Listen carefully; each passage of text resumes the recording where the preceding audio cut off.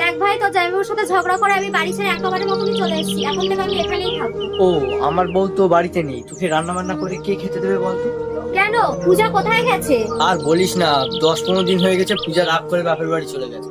তাহলে তোকে রান্না বান্না করে দিচ্ছে কি? কেন, আমি নিজেই রান্না বান্না করে নিচ্ছি।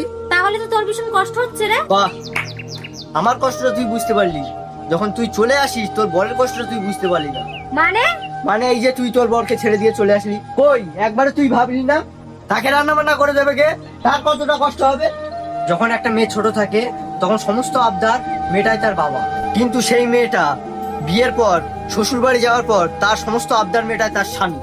আর তুই সেই স্বামীকে গিয়ে অবহেলা করছিস। শোন দিদি, বাবা আজ বেঁচে নেই, বাড়ির গার্জেন আমি, তোকে আমি বলছি তুই তোর স্বামীর বাড়িতে ফিরে যাবা।